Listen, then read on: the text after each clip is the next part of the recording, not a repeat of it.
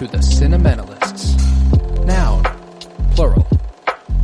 Definition, those whose love for movies runs so deep, they can't help but do a podcast about them. Hosted by Colton Robertson and Joseph George.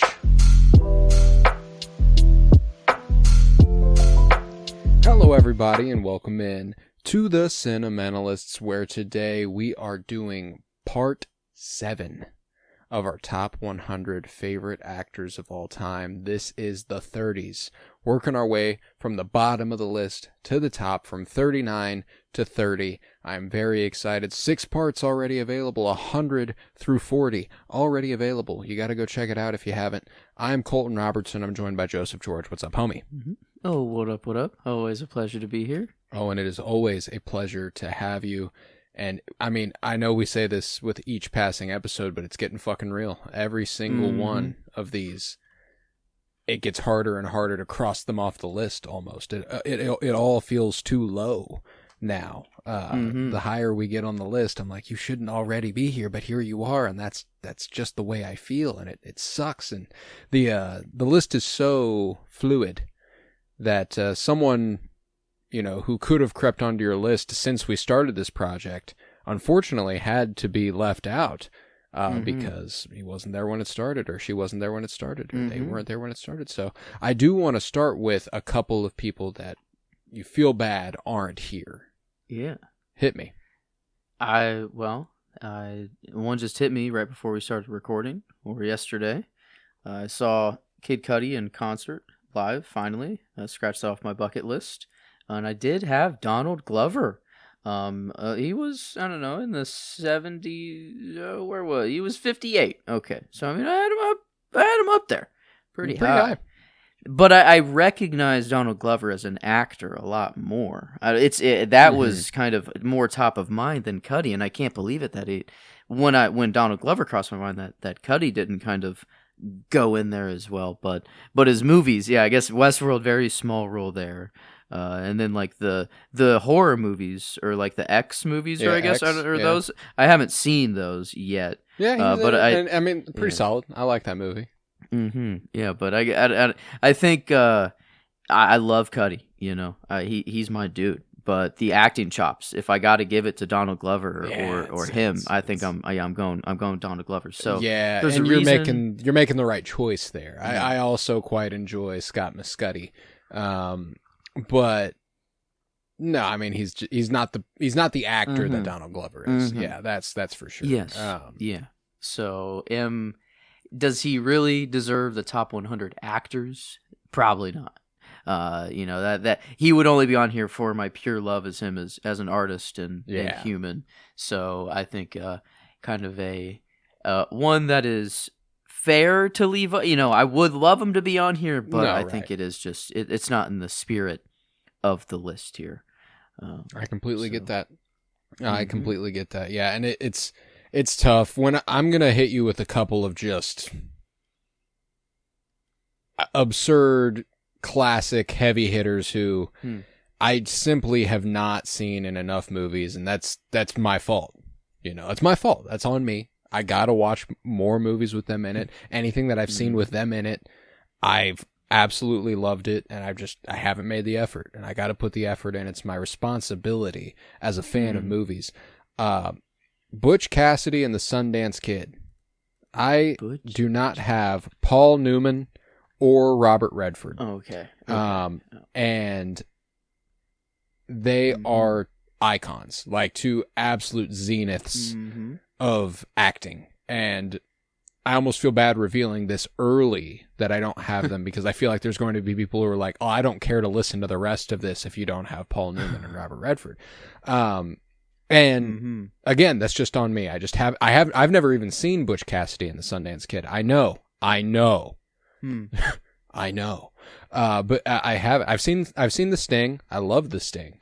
And I've seen a few Paul Newman roles and a few Robert Redford roles, but just not nearly enough for me to feel like I can properly assess that I've seen them at their best. You know what I'm saying? I've seen them and they've been really good, but I haven't watched the essentials, and I need to get around to the essentials before I can comfortably say, yes, those are top 100 favorite performers of mine ever. So yeah, I don't have Paul Newman or Robert Redford. I know, put a gun to my head, pull the trigger, but what are you going to do? Yeah, I think I haven't really seen many of them either.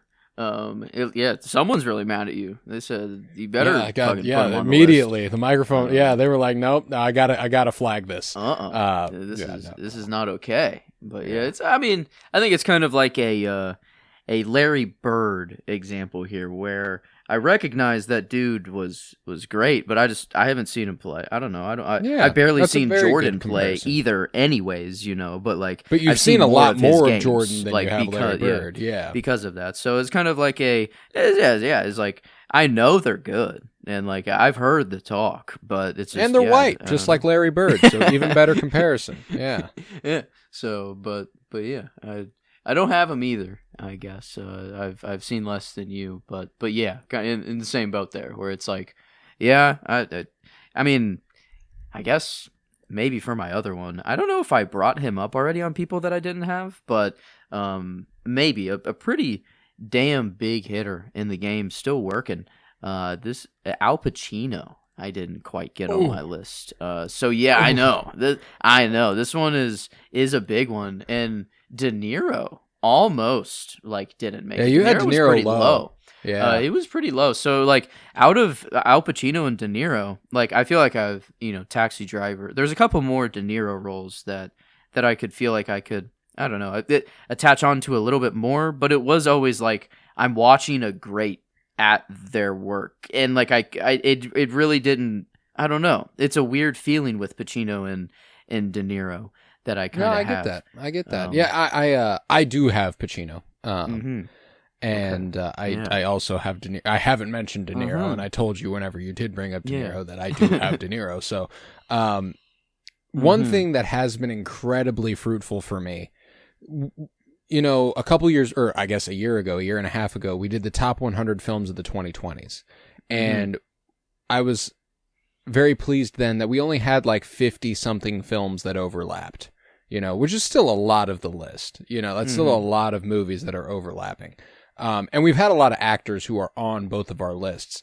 But one of the things that I love most is that we are pretty far spaced as far as you have them towards the bottom, or I have them towards the bottom, and you had them a little bit more the middle, or I had them a little bit more the middle, or towards the top, or towards the top. And it's been nice to see just how differently we evaluate these performers, because this is such a subjective, this is such a subjective game we're playing. To evaluate an actor based on how much you like them is there's hardly anything more subjective in the world. So I've really enjoyed that aspect of this. Now that you've brought up that Pacino is off your list, it only anchors a few spots that I have just like, holy shit. I wonder who else you don't have, just because you haven't mentioned a few people. And I'm like, well, if you don't have Pacino, I feel like you probably don't have this person. And I'm like, that's so interesting to me. So I'm excited to hear. Is ultimately what I'm saying. And with that, I would like you to take us on in with your 39. Okay. All right. Well, 39, I believe, has already been brought up before. I think it was one of a real slot on your list, I think.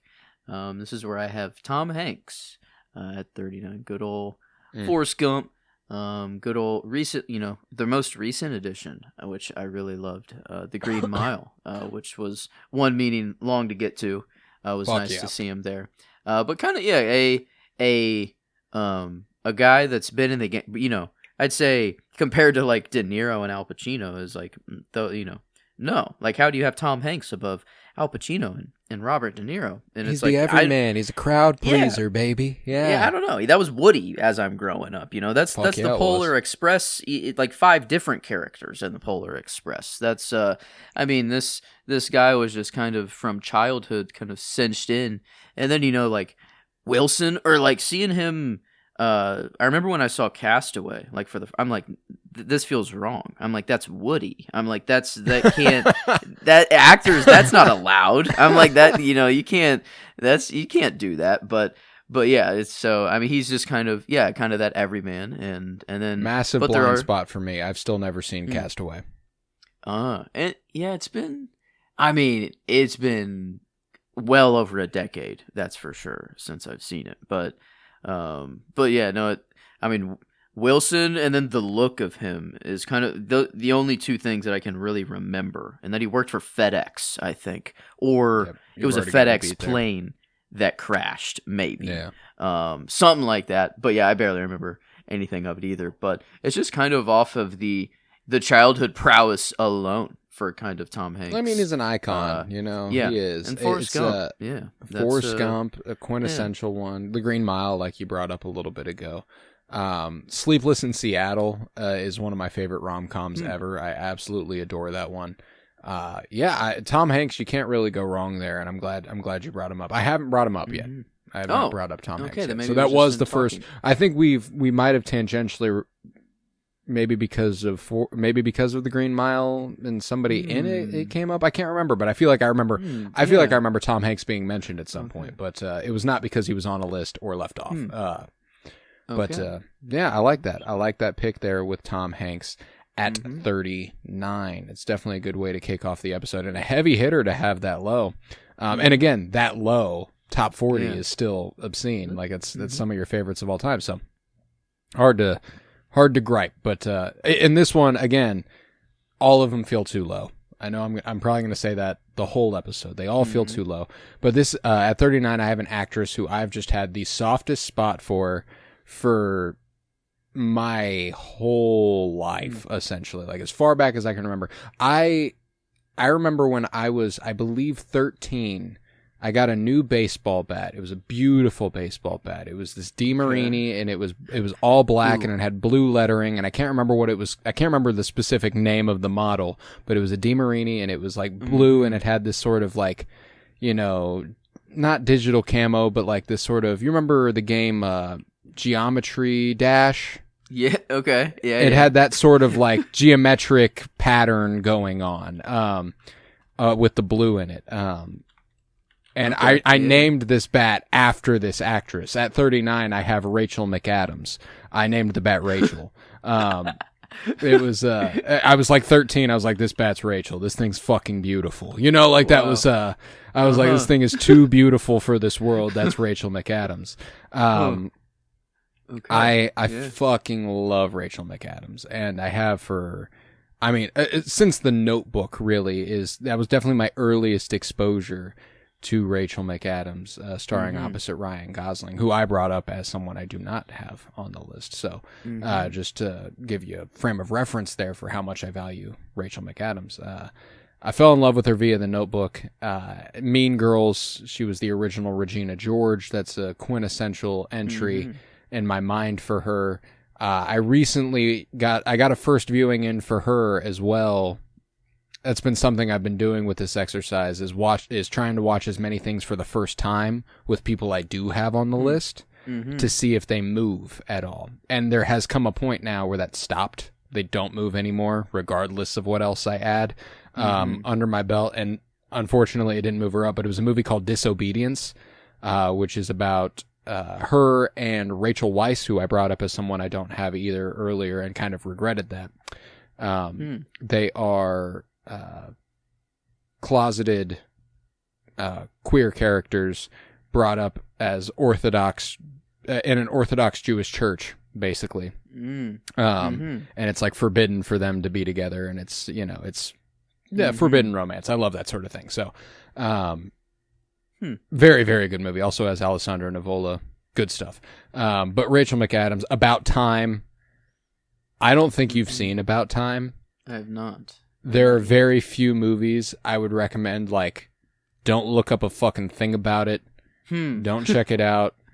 Just go fucking watch it. And this isn't the type of movie you would typically expect that with. Like, that's typically like horror movies you hear that about. This is a romance. This is a romance movie. But I don't want you to know a thing about it because the premise is so fun and original, and you would love it.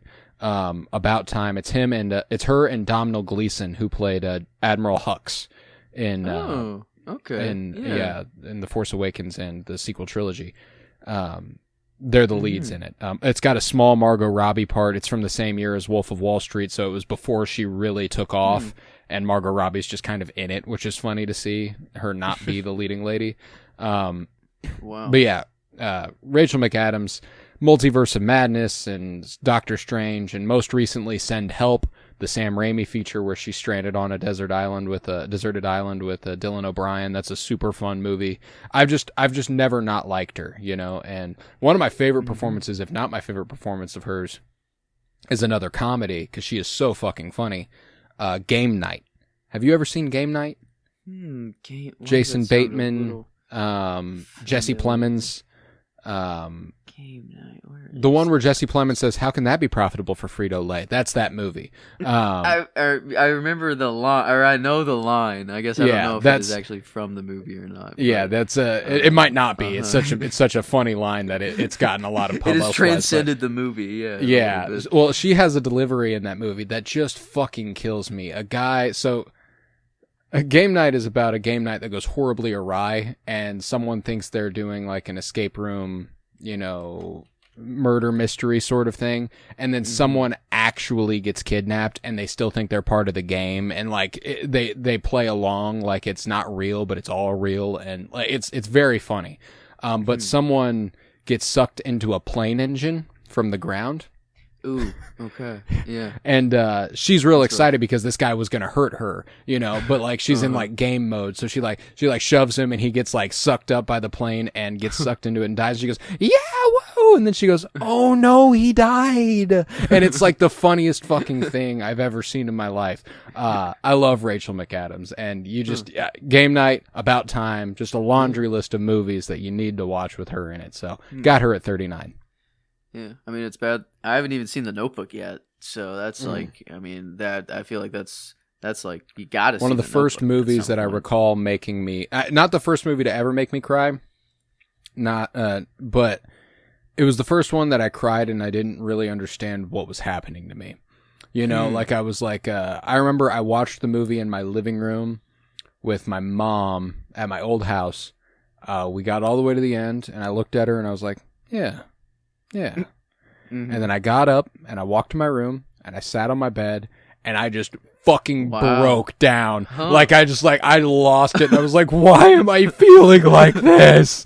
You know, it's so good though. I mean, like, and I haven't watched that movie in years, but I remember it very fondly. Yeah, and Rachel McAdams is a big reason why. Okay, well, going on to someone who doesn't really make me cry ever, I don't think. Well, maybe I take that back. There's one movie where I kind of get there. Maybe I don't know. Maybe that was a kind of a weird statement to say over someone who's so working. But the pretty big name in the game, but this is as high as he could get for me, is where I have Brad Pitt. Good old, yeah, I mean, Fight Club. I mentioned Ed Norton, or Fight Club a little bit ago. That used to kind of just be one of my favorite movies there was. But one that I liked a little more than Fight Club, and that I still like to this day, is Seven. I don't. It's just I like the concept of it. It's gritty. There's some Batman inspiration from that movie. So it kind of, like, I already liked it, and then the Batman came out and kind of revitalized it a little bit. But Brad Pitt, kind of another, I think why I had him by Tom Hanks here is kind of like, these are two just kind of every actor. They just play a lot of roles, and they're good at what they do. But I do like Brad Pitt a little bit more, like a Moneyball movie or something like that. Like, that's one of just my favorite sports movies of all time. Great movie, Great there. Movie. You've never even seen the best Brad Pitt performance ever. Oh, F1, the movie is what you're right. Fuck no. No, that's come at the point in Brad Pitt's career these last couple years where he's just, again, he's fallen into the same category as a lot of guys, which is that he's just playing the same guy in a different font. But the best Brad Pitt performance ever is Once Upon a Time in Hollywood. That is the best Brad Pitt performance. I love that movie, and there's actually a sequel to that movie coming out in December on Netflix. The Adventures of Cliff Booth, which is Brad Pitt's character. directed by David Fincher, who did Seven. So there you go. Yeah. Whoa. Yeah. Okay. Yes. Written by Tarantino, of course, but he wasn't comfortable making that his last movie. You know, he didn't want to make that what he ended on. Fucking loser. But that guy is weird. But yeah, no, good old. Yeah, I need to get to Once Upon a Time in Hollywood. I do love him. Well, we It's might, Babylon. you know, just for the sake of covering both of those, because that's really, really good movies. Babylon, dude, fuck yes. Mm-hmm. Oh. Mm-hmm. Yeah, he's. I mean, Brad Pitt. I don't think there's like everyone knows Brad Pitt. Yeah, if you're born today, you just know of Brad Pitt and that he's Mizzou alum, baby. Really? I actually MIZ. didn't know that. Yep. Wow. Okay. Yep. I had a friend growing up whose dad had an acting class with Brad Pitt and got a better grade than him, and he always brings it up as like a dinner conversation piece. That's a good two truths and a lie, Ian. Yeah. Or like, I got a better grade than Brad Pitt in acting Mhm. class. Yeah. It's like, okay, sure, bud. It's like, well, damn. Yeah, that's. But no offense against the friend's dad, but we're referring to him as the friend's dad and not Brad Pitt. Not Brad Pitt. Yeah. So, but that's okay. You know, Brad Pitt is Brad Pitt. I mean, look at that guy. Look at him in Fight Club, and then and then you're like, oh, I mean, okay. look at him now. I mean, Jesus. You know, That's true. Like, it's kind of obscene how good looking a man that is. Mm-hmm. Ocean's Yeah, 11. Oh my god, I forgot about Ocean's that. 11. Scrolling Burn After Reading. I don't know that you've ever seen that one Mhm. either. Hilarious Brad Pitt performance. He's in that with John Malkovich and Tilda Swinton and George Clooney and Frances McDormand and just a laundry list of brilliant performers. And he is so fucking funny in it. Like there's a line delivery where he's like a real idiot. He's so dumb in the movie. And he rides a bike everywhere, and they're like blackmailing a former CIA agent with information that he left behind at the gym. They think it's important. It's not important, but he doesn't know that. Neither of them know that. And so John Malkovich like yells at him. He's like, "You get back on your fucking Schwinn bike and ride your ass on out of here."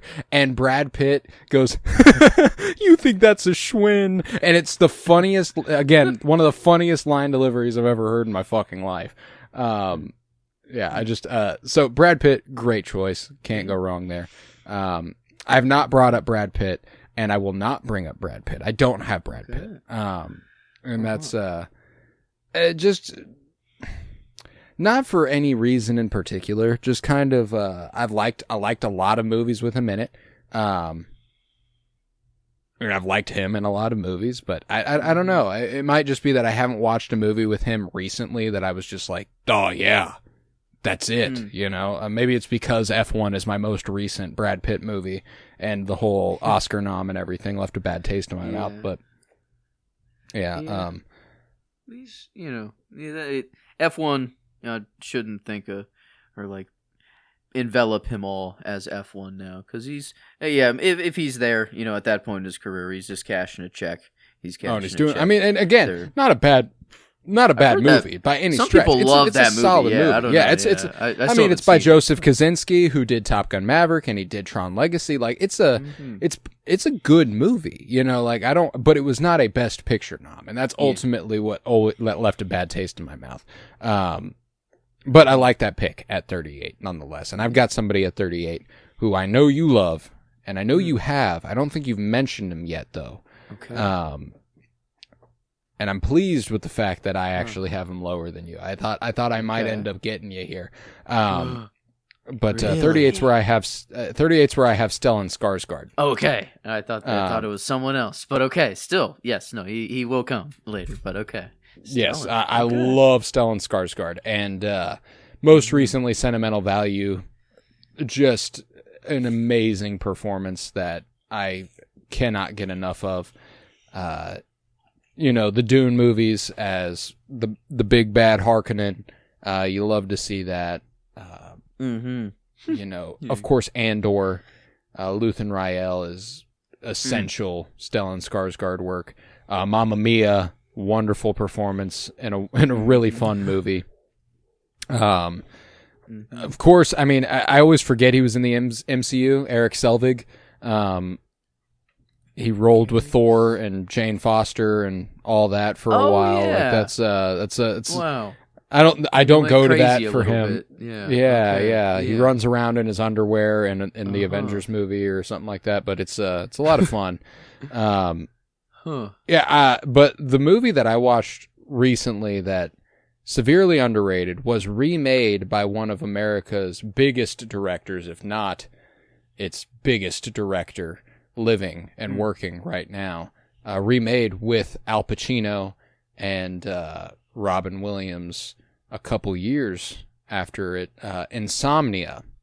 He was in the original Norwegian version of that movie before Christopher Nolan remade it 5 years later for an American audience. I believe it's Norwegian. I don't want to speak. Yes, it's Norwegian. So good, and he is frightening in it. Like a little bit of a Cure feeling in that movie, where you're kind of like, there's something afoot, and I don't like it. Okay. But yeah, Insomnia, really, really good performance. And Stellan Skarsgård is just one of the best. Good Will Hunting, we brought that up earlier. Underrated performance in a really, really good movie. Yeah, love me some Skarsgård, so I got him here at 38. He's the only Skarsgård on my list, also. Yeah, I think he is the only one for me as well. I don't think. Yeah, I was scrolling down. No Bill for you. No Alexander. No. They're quite the talented family. But yeah, Stellan. Yeah, Stellan is the only one I do have. I mean, his son was the Northman. Yeah, I did. That movie was pretty damn badass, and I did love it. But yeah, I don't know. I guess I haven't just gotten enough of the others. Gotten a lot of but Stellan. Oof, yeah, no. I'll eventually we'll get back to him later. He'll have more flowers eventually. But I believe 37. I know I say this a lot, and then it happens to not be, but he's come up in conversation at least. But I think it was one of your picks. 37 is where I have Lisan El Gaib, Timothy Chalamet, right here. He was one of my picks in the early 60s, yes. Yes, okay. And there's still quite a lot of blind spots for him, for me. Still haven't seen Marty Supreme. Which is crazy. Yeah, I need to see Marty Supreme. But he's already up here, kind of with just Dune alone. I don't know. Like Dune is kind of. I think I am the target audience for Dune. And I think you're the target audience to be indoctrinated into the cult of Paul Atreides. I'm not gonna lie. Yes, and so I'm Javier Bardem. I am like 100% just. I'm following Lisan El Gaib till the end. I know it's not going to be good, but I want to see whatever the hell's going down. Yeah, I'm going down with the ship, baby. Yeah. So I'm ready. I mean, the Dune 3 trailer where he's doing that fucking chant, like I want to listen to that while I work out. Like I need that injected in my veins. It's so good. And maybe it's like. Cause it shocks me every time of like how old he is. Like, and I always feel like Timothy, like his age. Like he's 30.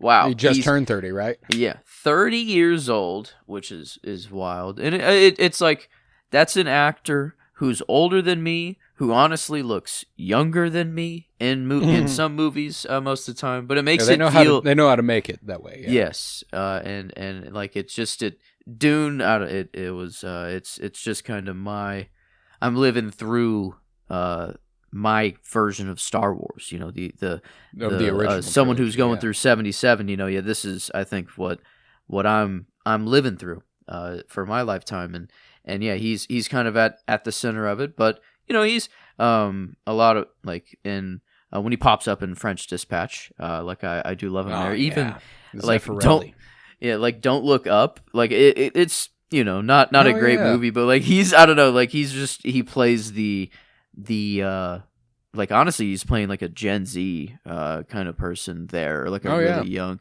kind of teen, but yeah, like the A lot of movies I have to get to for him that I haven't seen. Lady Bird, good, Yeah. good Oh, I little, have you know, seen- yeah. small performance of his that he's really, really good in. Mhm. Plays just a complete douchebag. Yeah, it's Mhm. wonderful. I'm glad you brought up French Dispatch because I forgot to bring up French Dispatch whenever I mentioned him earlier. Yeah. And I had a chance to rewatch it in between my bringing it up and you bringing it up, and just yeah, Mhm. he's so good in that. I love his playful, you know, back and forth between his lover and Frances McDormand, and kind of like she's not in love with me, she is in love with me. You know, I love that shit. And he's so playful, and he's a lot of fun, and I just look forward to anything he has in store. Bob Dylan, man, you know. Yeah. You know, I mean, he played he's- Bob Dylan, and he did good at it. You know, what do you think you're God? Yeah. Like, I would just so good, man. Yeah, we said whenever Zendaya popped up that like what more could you want? Like Tom Holland is just one. You know, he's Spider-Man. He has Zendaya, but like, and then on the other side of the coin, I think I'd rather take the Tom Holland coin, but like my brother would take the Timothy Chalamet coin. Yeah, I mean, it's with Kylie every day Jenner. of the week. Yeah, Kylie Jenner, Dune. You know, and just more like I feel like, or I know, I guess, like Timothy is just a larger name in Hollywood than Tom Holland. Oh, definitely. Like he is just like as far as acting and just name recognition goes. So it's like, but yeah, if you're plugging me into somebody else's life, it's Tom Holland in a fucking instant. No, if that's the comparison, yeah. Yeah, I think I'm going there for sure. And it's like not I don't know. It feels like I'm just picking women, you know, at that point. And it's like, it's like, well, Spider-Man's been, I'm more picking Spider-Man, which is kind of crazy. Like at the end of this, the decision of their two lives is like, well, they both have more money than they know what to do with. Both of their wives are insane, you know, insanely attractive women. And then it's like, but one of them is Spider-Man and one of them is not. And that's kind of I mean, I don't know. It's that. It makes it simple for me. But yeah, no, Timmy's doing great. I don't think he's upset with where he's at. I think, you know, maybe you know, in another world we have a Timothy Chalamet and Zendaya relationship, you know, and one of those parallel universes, yeah, where it actually happened. And but no, that's you know, we got what we got. Yeah. So we were robbed in Barbie of a Timothy Chalamet, Saoirse Ronan, Barbie and Ken duo. That would have been beautiful. And I'm sure it occurred to Greta Gerwig. I know it occurred to Greta Gerwig. You know, she'd had them both in both of her previous movies. She almost certainly wanted to do it. I'm sure there was something that prevented it. But they would have been a perfect Barbie and Ken duo. In one of the pairings, like one of the side pairings that pops up, like Dua Lipa and John Cena. You know, like the fuck, give me Timothy Chalamet and Saoirse Ronan. But yeah, no, I love them, and they were both in the French Dispatch as well. So just a really, really good duo. And Timothy Chalamet, I look forward to anything with his name on it, to be honest. Yeah. And at this very moment, a little begrudgingly, just because I feel like he's in a little bit of a douchebag era right now. Yeah, but a little bit. But he's really good. He's really talented, and I can't blame him because he's 30 and he's, you know, married, or not married, but, you know, in a relationship with one of the most beautiful women alive, who is in a family with some of the most money on earth, and, you know, like it's yeah, I'd be full of myself too if I was Timothy Chalamet. So can't hardly blame him. But good pick. I think almost very close to being exactly 2 times. I think I had him at 64. So if I had him at 74, it'd be exactly twice the number there. But 37.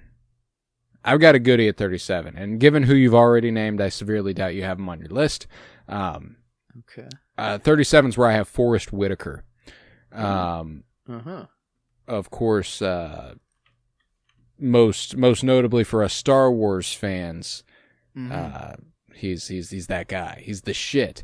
My God, why can't I remember his name? Oh, the rebellion. Fucking Saw Gerrera. Saw Gerrera. Okay, yes, there Jesus. it is. Yeah, okay. I got it. It was. I was like, I just needed to explore the mind palace for a second. I was like, it's Saw Gerrera, but I'd said Forrest Whitaker like 3 times and was like, I can't not think of him as Forrest Whitaker.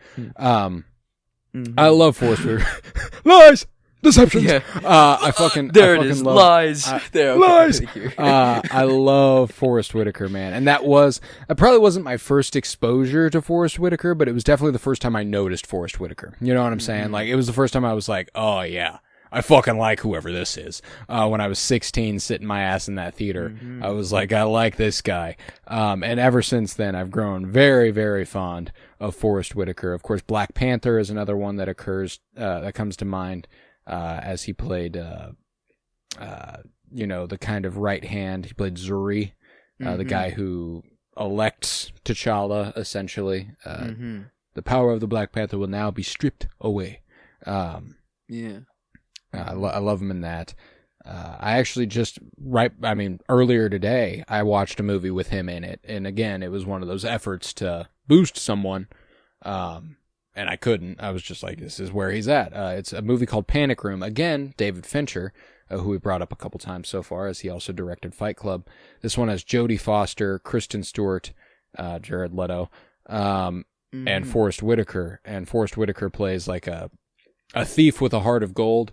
They're breaking into a house, and this house has a panic room, thus it gets its name. Really, really good in it. I love him in it. But a movie that we've actually covered with him in it that I also remember really loving, Arrival. Yes.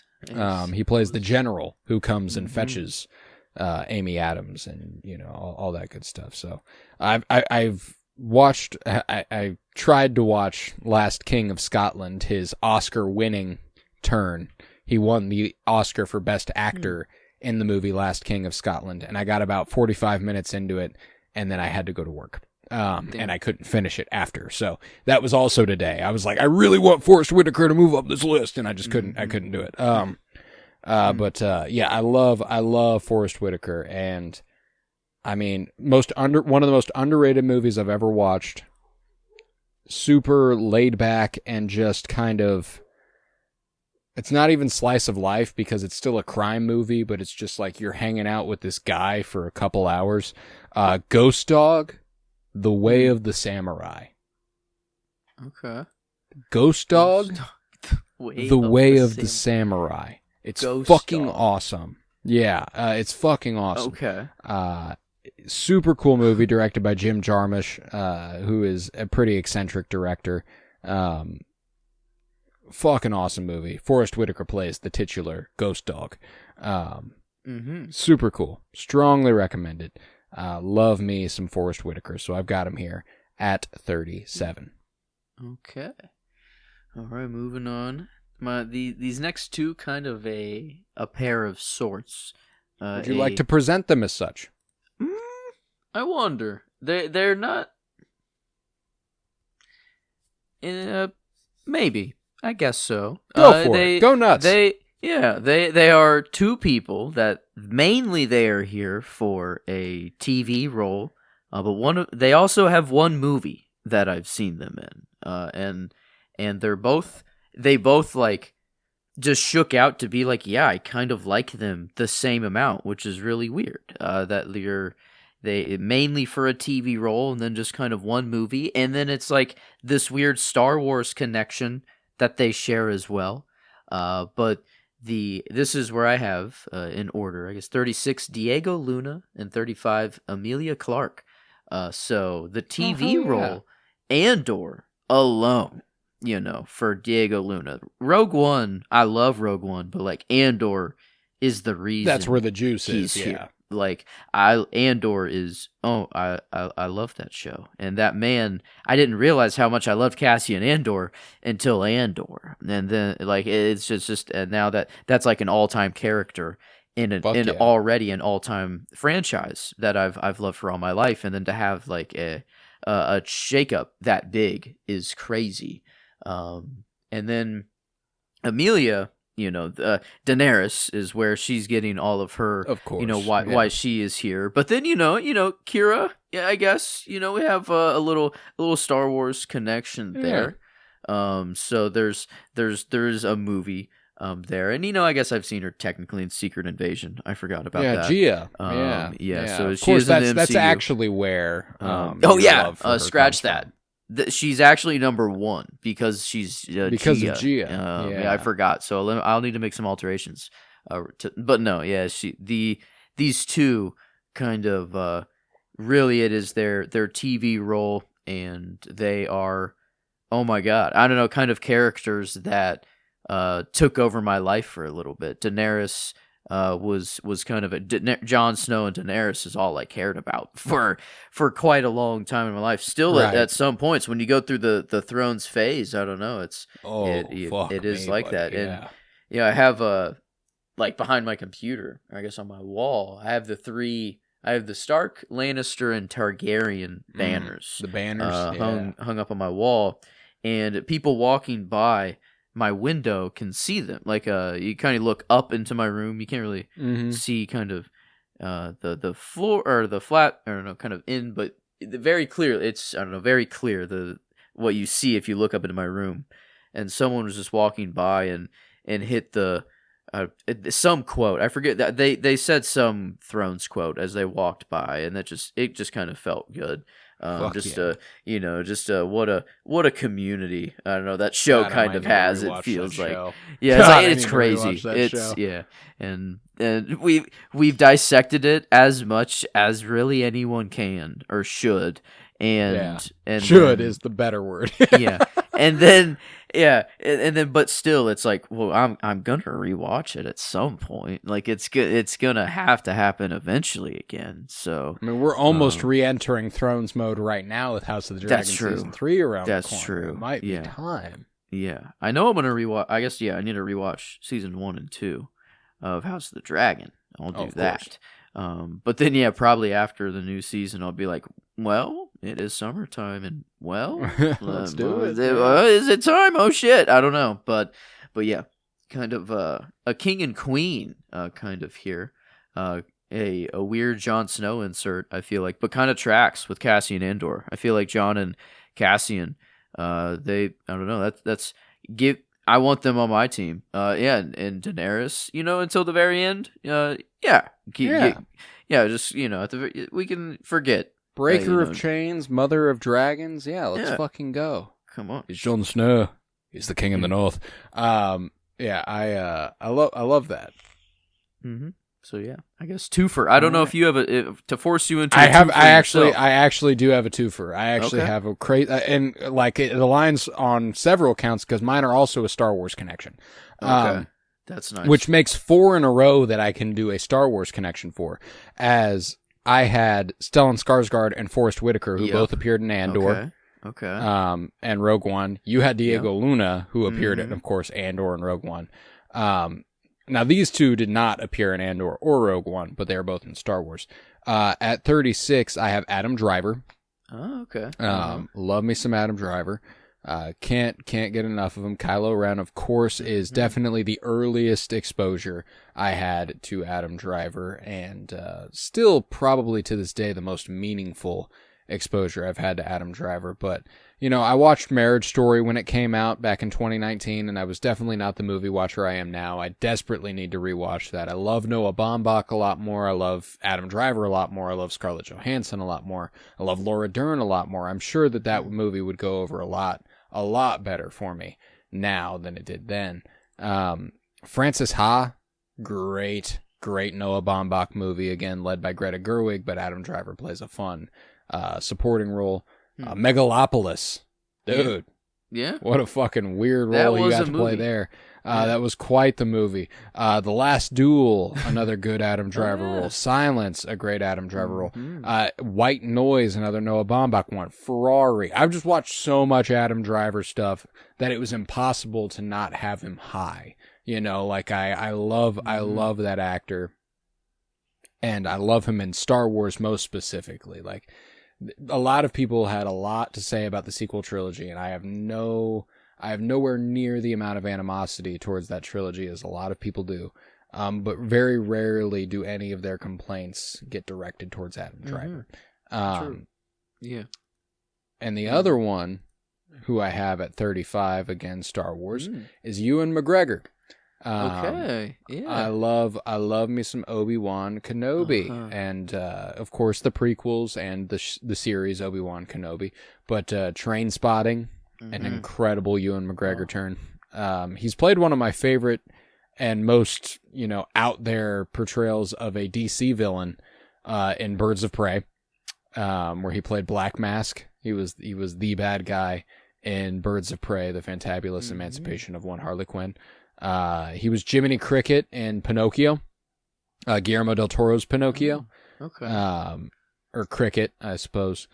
Dr. Sleep, where he plays the grown version of Danny from The Shining. Good ass movie. Christopher Robin. He plays Christopher Robin. I saw that movie in theaters with my little brother and my girlfriend at the time, and I remember I was like a puddle because I loved Winnie the Pooh growing up, and this really, really hit me, and nobody else got it the way that I did, and I felt like a fucking loser, but I loved it, and I love Ewan McGregor in it. But probably one of my favorite Ewan McGregor turns, I'll throw a couple underrated ones out there. I Love You, Philip Morris, which is a queer comedy with him and Jim Carrey. Super good, very funny. Strongly recommend it. And then a drama from the late 90s directed by Todd Haynes, Velvet Goldmine, which is him and Christian Bale and Toni Collette. And he plays a glam rock star. He's fucking awesome in it. Absolutely adore it. So Ewan McGregor, just don't have enough positive things to say about him. But I don't believe you've said him, right? I have not. No, I have not yet. But okay. Definitely. So I'll save the Obi-Wan Kenobi juice for later. So we will get there. But yeah, I love me some Ewan McGregor. So I've got Kylo Ren, Adam Driver at 36, Obi-Wan Kenobi, Ewan McGregor at 35. There we go. Cassian Andor at 36, Kira at 35. Keeping the Star Luthen Wars... at 38, Forrest Whitaker at 37, Saw Gerrera at 37. Yeah. Timothy broke it up. Yeah. Damn. That's okay. But we'll keep it going for 34, actually. Mando will enter the scene. Pedro Pascal will join the club. So I guess we can keep the Star Wars chat going. And yeah, kind of, Mando, I get Oberyn Martell, is really, that, like, come on now. When we're talking about Thrones, that's the golden era of Thrones. That is one of the most goated characters in the entire show. So I mean, that kind of crazy there. His TV roles are pretty big, but I'm in a weird spot with Pedro right now. I can't lie. Like at one point, I bet if you asked me to make this list a year ago, he's like top 20 for sure, or like he might even be like close to top 10. I loved Pedro. I loved everything about that man. I think I did love him. I don't know. No, I still do. I love Pedro Pascal. Mm-hmm. I don't have Pedro Pascal, which is astonishing. If you know anything about me, and you've listened to the show at all, I don't really have a good reason for that either. I hate, and I don't use that word loosely. Mm-hmm. There are a lot of people online who complain about a couple of the people who you've listed this episode, and complain about that they're in every movie, that they're in everything. And those are Timothy Chalamet and Pedro Pascal. They are in everything. Why does every movie have to have Timothy Chalamet or Pedro Pascal? And I hate seeing that critique. I cannot stand it because you need to watch more movies. Ultimately, that's what that means. You need to watch more movies. Yeah. But I do think there is such a thing as overexposure, I True. think distance makes the heart grow fonder, and missing an actor ultimately makes me love them more. And I cannot blame him. I'd cash every fucking check I could too. If you would have told Pedro Pascal 10 years ago that there will come a point in your career where you are probably the highest grossing actor alive, I don't think he'd fucking believe you. You know what I'm saying? Like, this man is he's doing one of the most recent MCU movies and is in the next MCU movie. He is in the first Star Wars movie in 7 years after being in the first Star Wars series and headlining the first Star Wars series ever, live action. Yep. I mean, he was just in Eddington. He was in The Materialists. He was just everywhere last summer. And therein, I think that overexposure, I mean, that is a thing. There is such a thing as me being like, okay, well, I love Pedro Pascal, but I want to miss him a little bit. And I think that's ultimately why I don't have him. But I will not lie. I regret that deeply because I love Pedro Pascal. I really, really do. It's like that one song that you loved so much, and then it was just on the radio every single time you got in the car. Like, you just heard it everywhere. And then it's like, well, man, I remember. And it's not the song's fault. It's not the song's fault at all. It's not Pedro Pascal's fault. I mean, and again, I'm not growing tired of Pedro Pascal. I am still going to see Mandalorian and Grogu opening weekend tonight, actually, as of the release of this episode. Yeah. This is true. Me and you are going together. That's very exciting. I can't wait. But I did go see Fantastic Four in theater, and I did go see The Materialists in theater, and you know, like I was tuned in week by week for The Mandalorian, and you know, The Last of Us is the only thing that I season 2 I did not keep up with. But goddamn, is he good? He's good in season 1. You know, I haven't watched season 2, so I won't speak to it. But fuck, good choice. Still good in season 2. Oh yeah, it's not his fault. He's doing great. Everything he's in, it's good. It's just man, it's like, all right. Pay Pedro Pascal, you know, he will bring the people. It's, you know, he is just that guy, I think, right now. Well, I mean, he is gorgeous. I do like, he's such an interesting, and to take this to I'm not objectifying him because I think he's beautiful. And I don't mean this in a way that's like, it almost sounds like a backhanded compliment. He's beautiful in a way that seems attainable. And I think that makes people love him. You know what I'm saying? Like, he doesn't seem surreally beautiful. You know, like it's not beyond our comprehension how beautiful Pedro Pascal is. He's a really, really good looking, normal looking guy. It's not a little bit of an everyman thing, which is hilarious because he does not play everyman. You know, like he plays badasses, and he plays like The Materialists. He's the rich guy who you literally cannot be. He's called a unicorn in that movie because he's so unreal. Like, he's perfect. And so, like, he is such a fascinating actor where I've never had a complaint about a Pedro Pascal performance. I think, and what's funny is, as much as I love Star Wars and as much as I love The Mandalorian, it might be what kept him off the list. Wow. You know what I'm saying? Like, simply because I think that show has gone on too long. I don't really love the fact that it's the first movie that the Star Wars franchise is putting out after 7 years. And again, it kind of similar to the Brad Pitt thing, where it's stuff beyond his fault. It's just stuff that is holding me back from committing to him as a top 100 contender here. Yeah. But I had, you know, and I did have this like internal battle of like, man, I used to love him so much more, and now I just don't. But he's still, I don't know. Yeah, I feel like I would be. To not put him in the top 100 didn't feel. It felt like I had to.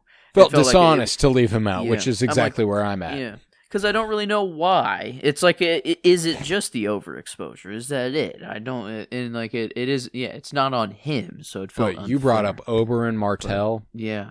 Ooh-wee. Yeah. That is all time, dude. That is one of my favorite Thrones characters ever. And I loved Pedro Pascal on that. So again, I'm so happy he became a movie star. There are very few actors who feel so. He's also very just outspoken and genuine and supportive. Again, kind of in that vein of Javier Bardem and Liam Cunningham, who you brought up a while back. Like, he is a champion of the oppressed. He is not silent when it comes to matters of importance. Like, he speaks up, which is there's a debate about how impactful that is. I think it's very impactful, especially whenever you are Pedro Pascal, when you are one of the leads in Marvel movies and you're the lead in a Star Wars movie and you are influential beyond anything he probably ever comprehended he would be. So yeah, I love me some Pedro Pascal. So love that pick there, and I deeply regret not having him on my top 100, but I don't have him in my top 100. Yeah. I love it. All right, so that's 34, right? Yes, 34. All right. So I'm gonna briefly break the Star Wars connection. I do have another Star Wars player at 33, but which again, hilarious that half of this episode features Star Wars players, and I just didn't even realize it. But 34 is where I have Ethan Hawke, who you did bring up earlier. Yes. Yes. I love Ethan Hawke, and something we talked about a while ago when you brought him up was just generally. The way that he talks about acting and art in general is one of the things that endears me to him most. Like, he just loves what he does. And he's an artist, and he believes in the craft and believes in all crafts. Like, he is an actor and an artist, and I love that about him. You mentioned that the Before trilogy was absent for you, and you thought he would shoot up the list if you'd had it. And that's why I have him about 30 spots higher, is because I've seen that trilogy.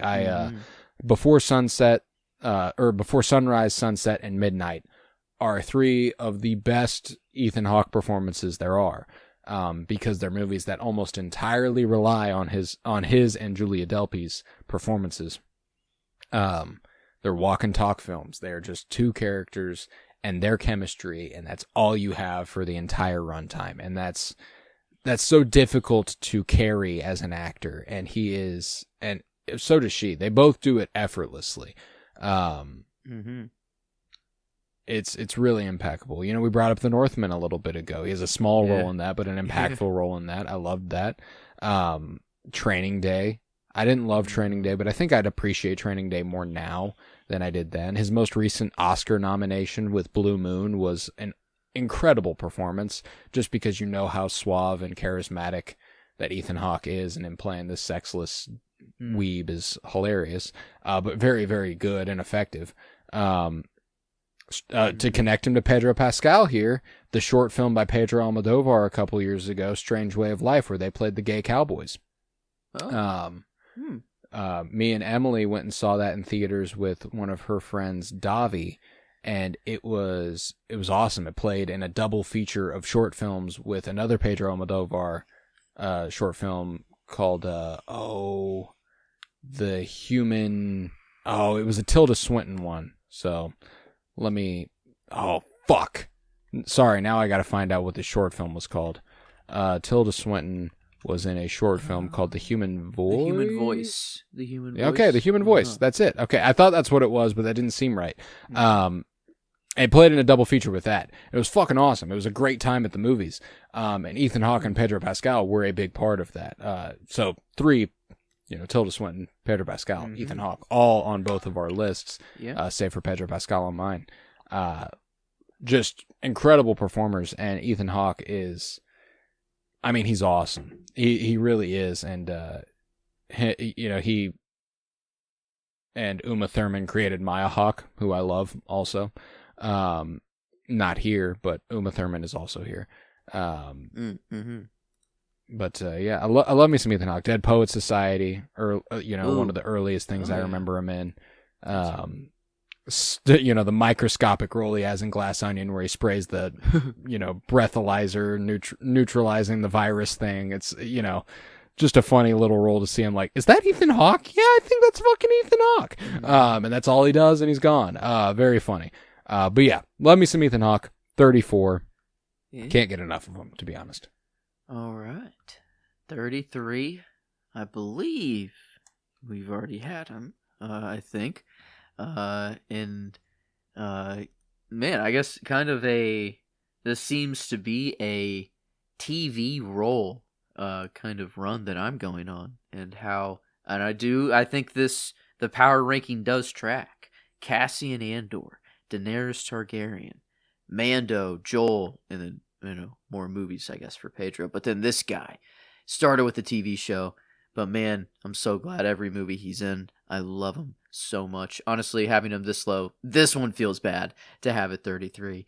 But this is where I have Jeffrey Wright, our new Gordon. I love him in Batman. Open your eyes, and just the Gordon and Batman kind of play that's already going on. Hilarious. Yeah, I fucking love it. Yeah.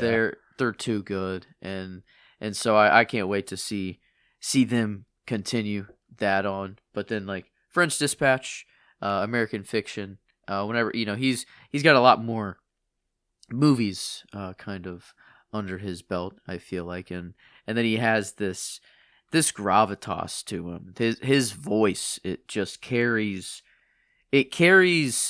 substance. I don't know. It demands your attention, no matter what you're doing. And like what if? Yeah, like who better to freaking narrate and be the watcher? I don't know. Like that is just it's perfect. Like a perfect role for him. So, but I love this guy. Bernard in Westworld is an all-timer. That is the rewatch that would happen before Thrones, I would say. If the Thrones kick of House of the Dragon doesn't do it and get me to go back, then I'd say the Westworld watch is more on the docket. The Westworld watch. Yeah. We might do a podcast with a Westworld. It's just gotta watch, happen. I know. There's been nothing that has satisfied me as an idea otherwise to follow up Twin Peaks as a show, episode by episode, coverage wise. I would love to do that with Westworld. We've already covered season 4 episode by episode when it was on.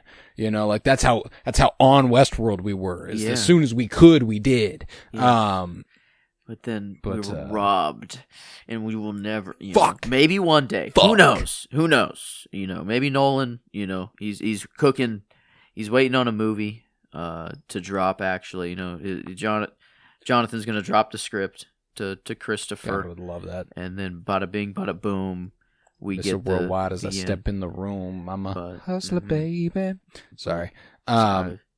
We can drink though. We can drink. We can for season 5 or a culmination. I wanted to do something when you brought up Jeffrey Wright because I knew you would. His Asteroid City monologue is Chapter 1. One of the best things in movies ever for me. So I wanted to recite it because I have it in front of me now. And I love just his cadence. I remember I watched this movie in theaters, I think 3 times. I think it was 3 times. And one of the times, I never do this in movies, but I held my phone against my chest and I recorded the monologue because I was like, I fucking love this scene. And just the way his cadence is impeccable. Chapter 1.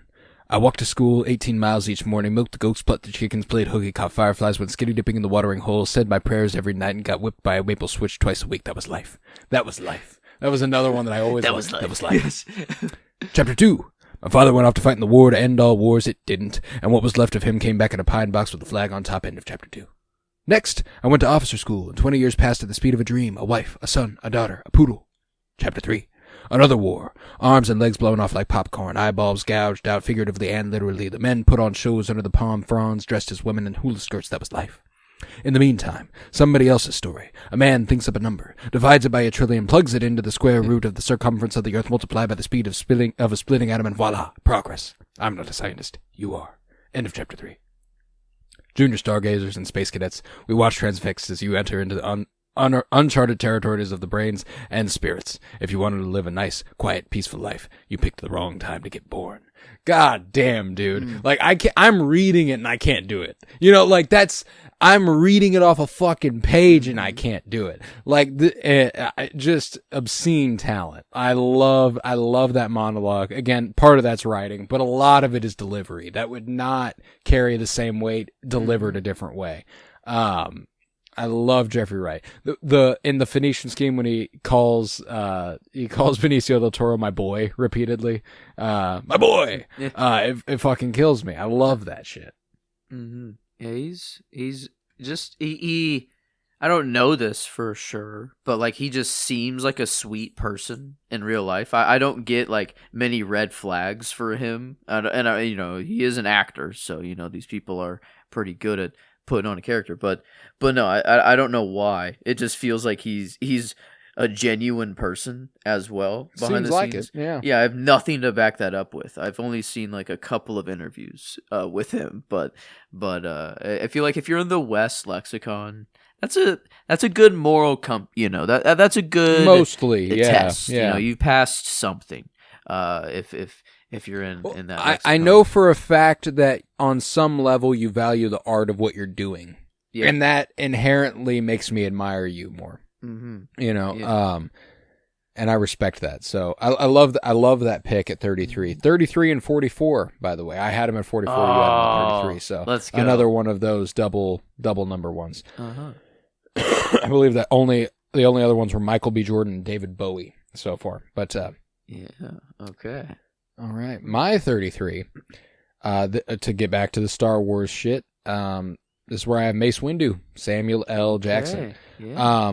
Samuel L. Jackson, I did do some fun facts about my list, like a stats sheet. Okay. And I have my most watched actors, my least watched actors, and so on and so forth. Okay. This is not far and away, but definitely my most watched actor. I've seen Samuel L. Jackson in 34 movies. Jeez. 34 movies. If you go to his Letterboxd and you look at all films as an actor, you click on that, and there will be 20 films that pop up. You have seen all 20. Wow. You know, yeah. like I've seen all 20. You've seen all 20. The only one that's crazy. Yeah, like yeah, wow. it's a lot of movies that you've seen with Samuel L. Jackson. So just it was impossible to not have him because I've also never not liked him. Mm-hmm. You know, I've always enjoyed Samuel L. Jackson, and really awesome performer. Pulp Fiction is obviously a career turn that he made the most of, and became a whole different tier of actor after Pulp Fiction.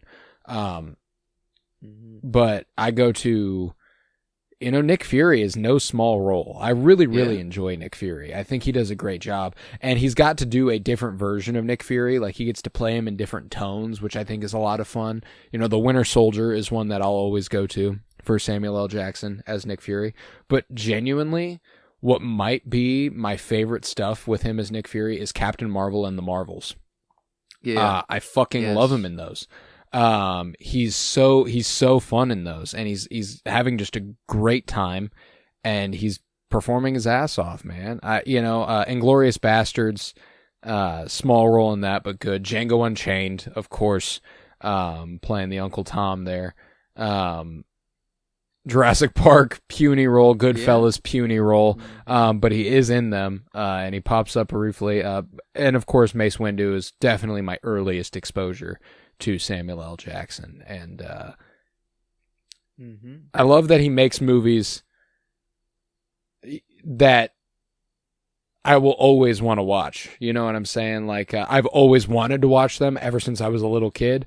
And now as I grow up, and I am an adult, and as I continue to grow, I will want to watch his more mature work, and he will still continue to do stuff for kids, and my kids and your kids. And like, I just think it's a really cool career he's had. So love me some Sam Jack, and I've got him at 33.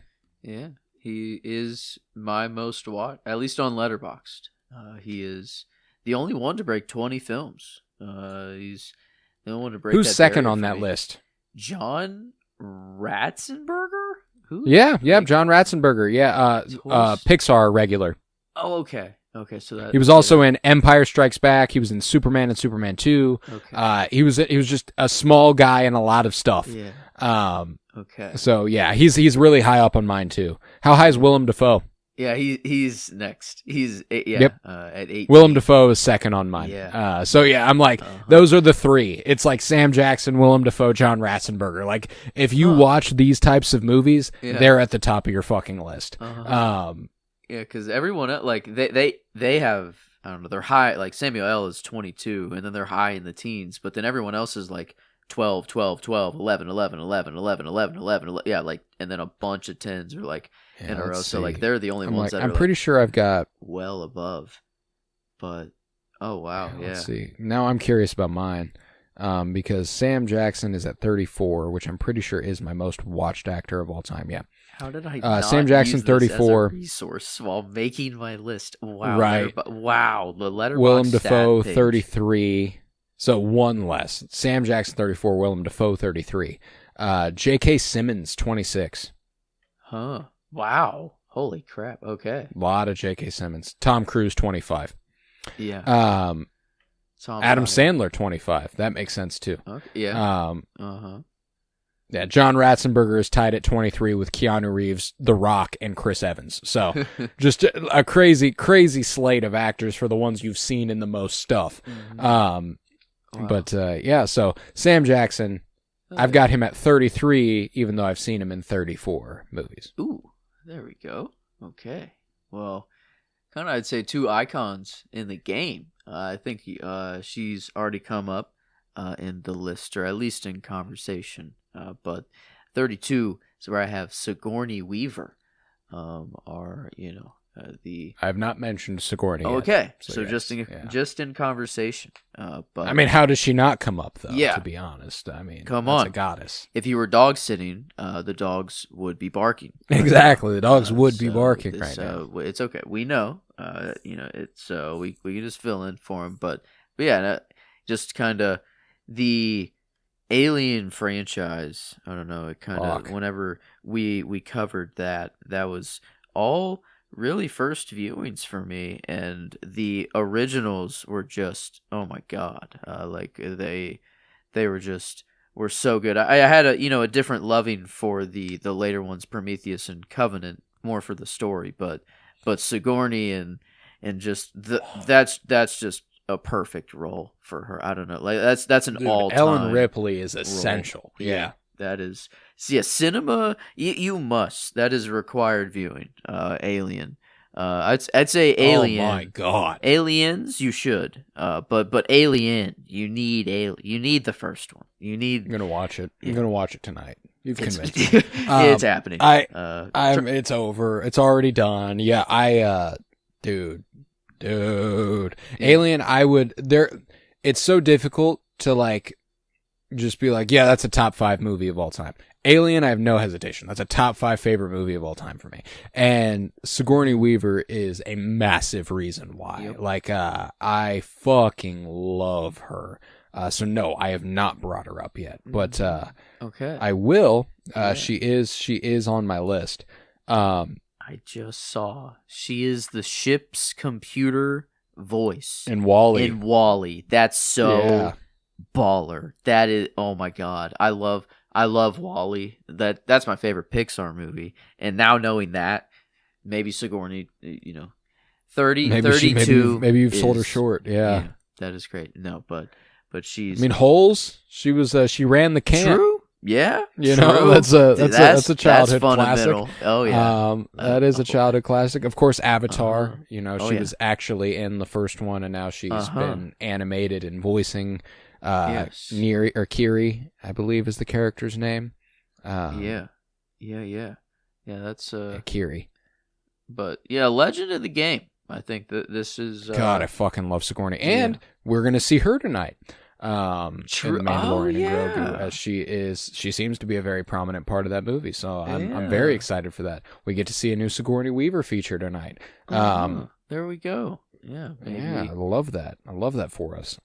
Because I love Sigourney Weaver. dude. Get away from her, you bitch. Yeah. She is so fucking good. I had the pleasure of seeing Alien for the first time in a movie theater, Oh, which was god damn. absurd. Damn. You know, like I'd seen Aliens even, because we covered Aliens without ever watching Alien during the 52-year journey through film. Back on Geek With Me. Yeah. It was our 1986 movie. We were just like, fuck it, let's watch Aliens. And we were like, I didn't realize it's a sequel, you know, like, that's how little we knew at that point. But I was in that movie theater with like 5 people, and they were all 60 plus. They'd all obviously watched the movie the first time, you know, like the first time around, and they were just like, fuck yeah, let's go see this thing again. And I was obviously changed. Like, I was rejuvenated at the end of that movie. I was like, that's all time right there. I fucking love Alien. And yeah, Sigourney Weaver has always, in my mind, been, ever since then, really just been a goddess. So, love that pick at 32. Yeah. I'm going with a classic here at 32. I love the guy. And I know you love the guy, and you haven't mentioned him yet, which is, again, quite encouraging, because I'm fairly certain you'll have him. 32 is where I have Lawrence Fishburne. What the fuck? I mean, he's not my 32, but he is my 31. That's crazy. Oh shit! So, yeah. Shit! Yeah, I love when that happens. There we go. Yeah, dude, Lawrence Fishburne is awesome. Of course, Morpheus. Yeah. Of course, The Matrix. That's. You think that's just his monologues to Neo? You think that's air you're breathing? Yeah, I fucking love him in that. But the role that made me go, oh my god, he's fucking brilliant, is Boys in the Hood. Furious Styles is one of the best.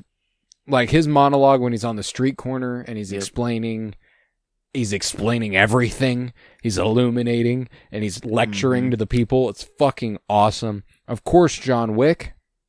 Yeah. The Bowery King. Yes. Fucking love those scenes. Somebody please get this man a gun. He's so fucking good. Apocalypse Now, you got the baby Lawrence Fishburne in that, and he's popped up in a lot of Francis Ford Coppola stuff. Of course, he was the narrator in Megalopolis. I believe he was a small role in Rumblefish as well, underrated movie. Man of Steel, he's been Perry White, you know, like he's been around the block. He's been in the MCU, he's been in the Matrix. He was a general in the Fantastic Four movie and the Silver Surfer, if you'll recall. Yeah. He actually, no, he wasn't. He was the voice of the Silver Surfer. My bad. Mission Impossible 3. He was the guy who you think is the bad guy, and then he's not the bad guy. You know, you love those things. So yeah, I've never gotten enough of Lawrence Fishburne. I still haven't seen enough Lawrence Fishburne. I've seen mostly his blockbuster stuff. You know, Boys in the Hood is really the only thing I've seen of his that I would not call. I mean, Megalopolis, probably not technically a blockbuster. Predators, yeah, I forgot about that one. It's a really shitty Predator movie, but it's a lot of fun. I don't think I've seen that one. I think I saw a later one. Yeah, that one's led by Adrian Brody. Oh wow, it's got Topher Grace, Walton Goggins, Lawrence Fishburne, Danny Trejo, Mahershala Ali. Crazy cast. Wow. Not nearly good enough. Okay. Yeah. He's been in some shit, man. So I love some Lawrence Fishburne. Haven't seen nearly enough of the dramatic work that I need to, and I can only imagine him going up on this list, which is kind of insane considering he's at 32, just on the back of Morpheus and Perry White and the Bowery King and like just all those big name franchise roles. But yeah, I love him. I gotta have him. So I have him at 32, and you have him at 31. Yeah, and love the Boys in the Hood. I don't think he actually stands on a soapbox, you know, but kind of a soapbox moment in the movie. You know, kind of Fantastic Mr. Fox. We have a literal soapbox there, I think. Kind of at the end. I love it. You know, yes, maybe I need to. That's a good list to get going. Literal soapbox moments that, I would never tire of hearing. I would, if that was on my street corner, a Furious Styles soapbox speaking, I'm walking up. I'm there. Yeah. Like I gotta hear my what this attention guy is has to had. say. So, but yeah, that's I like the not quite lineup, but almost. Yeah, right there. That is the closest we've come, if I'm not mistaken, is the one spot apart. Did we do that earlier? I don't think we did. I think we got close. You had to skip a couple for Jake Gyllenhaal, maybe? No, was that when it? I don't think I have him. Okay. I don't have him. Well, earlier it happened, and you had to skip up a couple. Like you went up the list too. Yeah, we haven't hit the exact number yet. No, we've definitely not done that. Oh man, that's gonna bug me now. I know. I'm like, that definitely happened. Paul Dano. Paul Dano is at. Oh, Paul Mescal, different Paul. 66, Paul Dano. Yep, I had him at 67 or 68. I had him at 68. So that was the one. I was like, it was Paul Dano. Another guy in Prisoners. That was the connection there, by the way. Okay. But all right, so 32 and 31. That's probably as close as we'll come. Yes. I cannot imagine we end up actually overlapping at any point during this, especially considering some of the names you've already dropped. I'm like, I've got a few of them high. Yeah. But my 31, and this might be, this spot might say the most about how much I love an actor in the entire list. It might say even more than my number one spot, which is hilarious. Okay.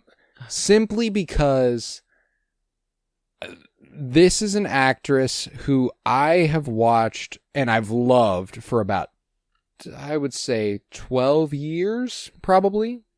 12 or 13 years. Know her mostly from television. I don't have a lot of those left. I think this is one of two that I have left for mostly TV roles, or mostly here because of TV roles.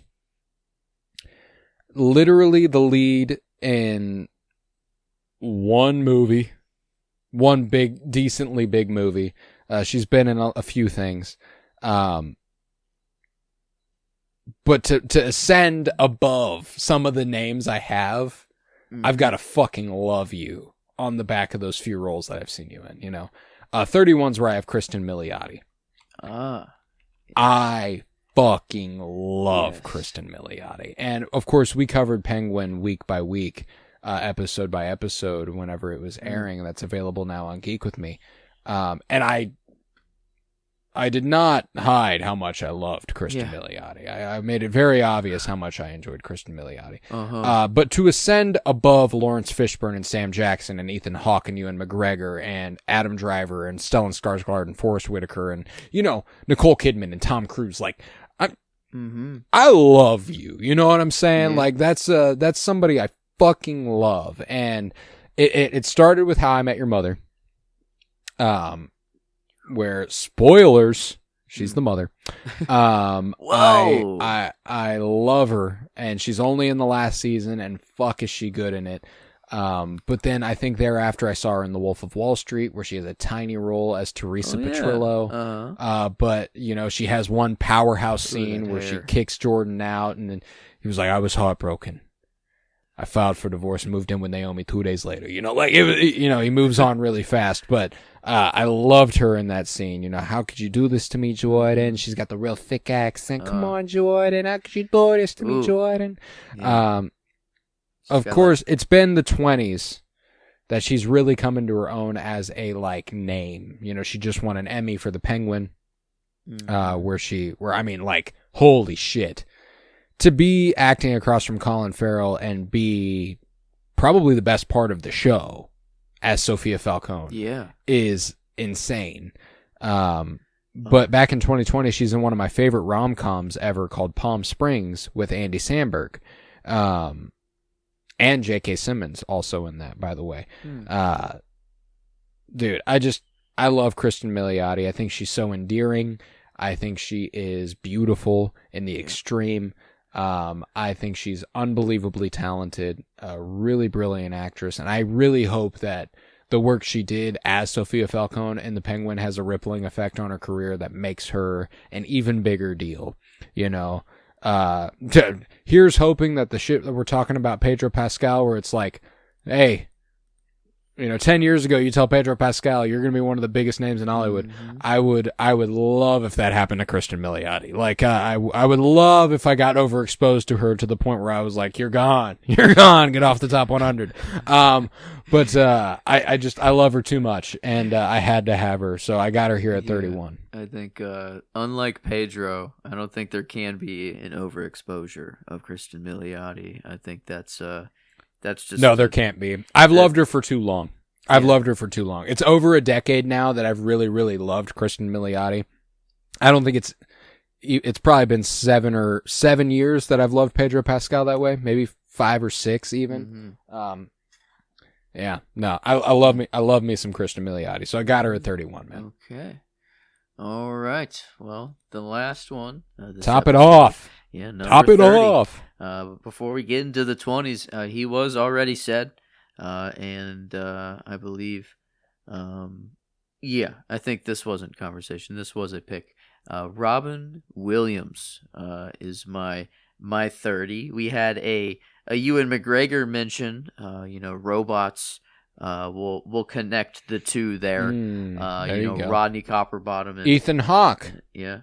Dead Poets Society. Boom. There you go. Okay, yeah, there it is. Okay, yeah, we did mention that. So yeah, but yeah, Robin Williams, RV. Did you ever see RV growing up? Oh, fuck yeah. I don't know why. That was like my brother and me. We loved that movie. It was a disc that one disc that we watched so much that it was scratched beyond watchability. RV. We had to get rid of it. So I don't know why we took quite the liking to RV, but I mean, it's a funny fucking movie. You can't go wrong there. I don't know. It was just kind of peak comedy for the time being. Yeah, 2005. Okay, yeah, that's or 2006. So yeah, this tracks. Everyone's hero, was he? Yeah. Napoleon Cross. What's Napoleon Cross?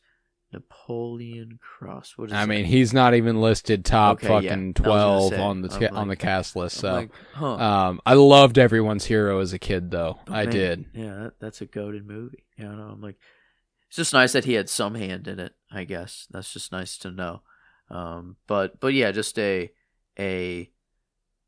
role he's in, it feels sweet. Like I feel like I brought up, like, has he ever been the bad guy in anything? Has he ever been just truly evil? I guess I haven't seen him. I haven't seen anything either. Truly evil, but yeah, someone who, I don't know, from Robots. That's an all timer movie right there. Flubber. I remember, like, that was like Flubber. Still to this day, like I love a good slime or a good stress ball thing that can squeeze and or something. Yeah. And I think, I don't know what, Flubber had this weird thing click in the brain. I don't know, something clicked in my brain whenever I watched Flubber. That was just it was a very weird. But yeah, kind of some very early memories with Robin Williams. And then yeah, Dead Poets, when it gets, I don't know, yeah, that was a movie to get through.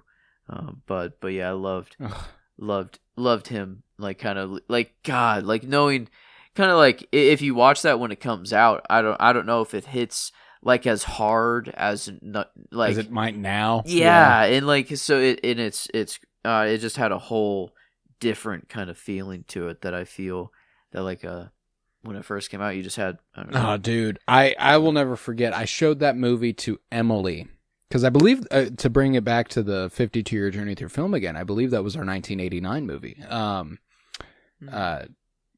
I believe, if I'm not mistaken. Yeah, it was in there. And I remember when we were watching it for that, she was like, I had to watch this at school once, and I was like, oh, no kidding. Like, that's a weird movie to have watched at school, like, and then spoilers for Dead Poets Society, the kid kills himself. Yeah. And she was like, they skipped over this. I was like, then why the fuck did you watch the movie at school? That's the point of the movie. Like, it blew my mind that was something that they'd done and that they'd skipped over.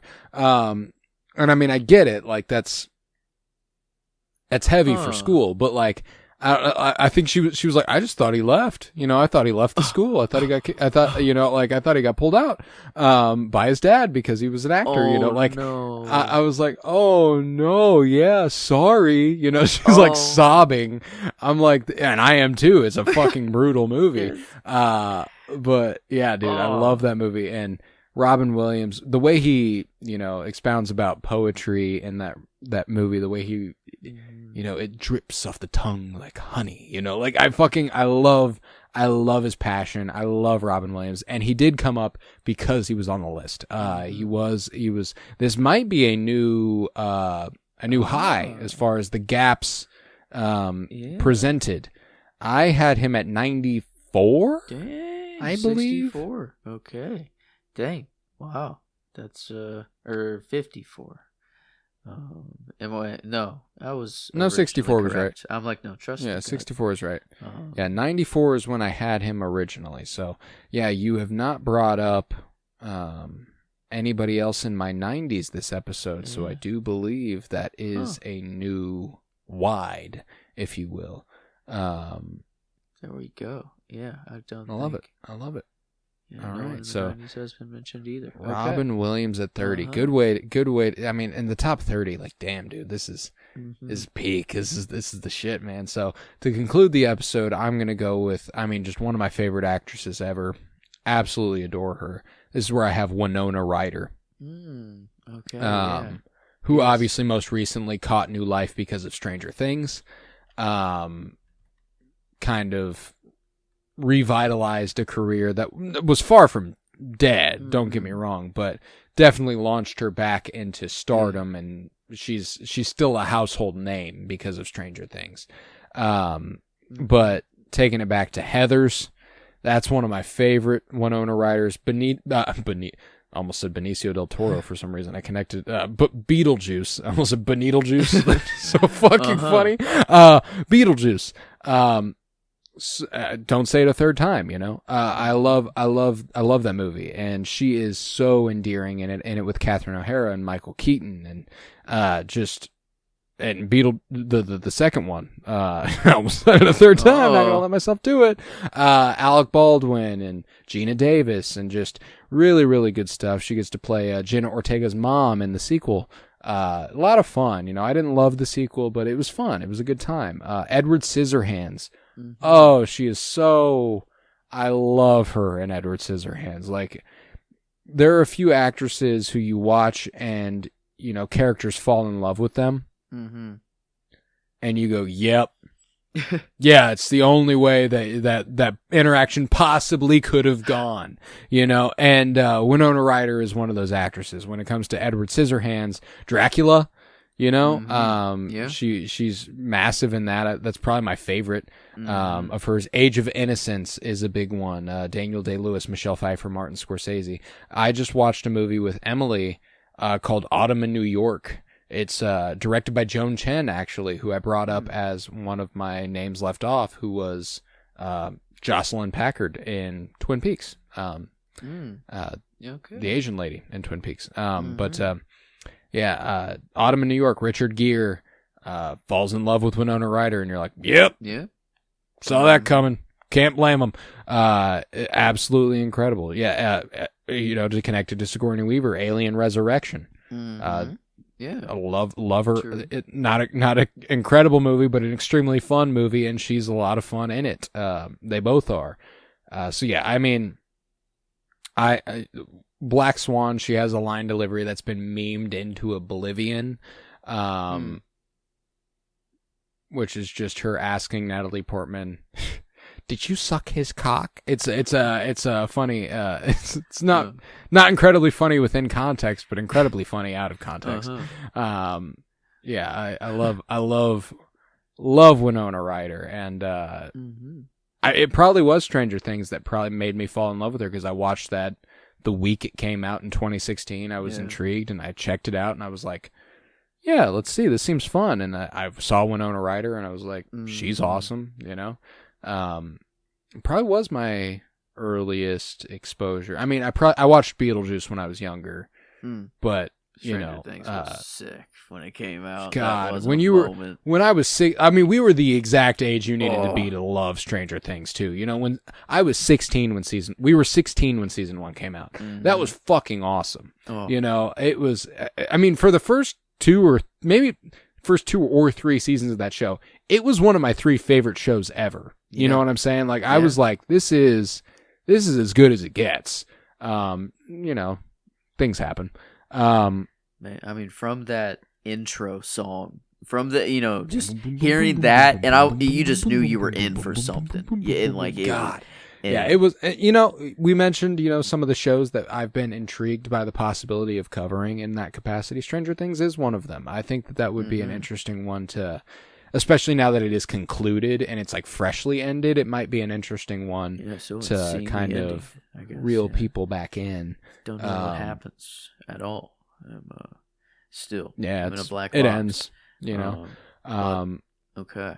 It's over. Wow. It is it's like no more seasons. It is officially done, closed. Yeah. Ribbon tie. I'm sure they could. I'm sure that inevitably, when all of these kids who unfortunately will have a tough time finding work because they were in Stranger Things, and everyone will look at them as the kids who were in Stranger Things. I'm sure that in 10 years, Netflix will be like, let's do a legacy sequel series, and they'll do another season of Stranger Things. This tracks. This does track. But it was I don't know, Winona Ryder. Yeah, that's love her. Yeah, good. That is how I conclude the 30s, and I cannot wait for the 20s.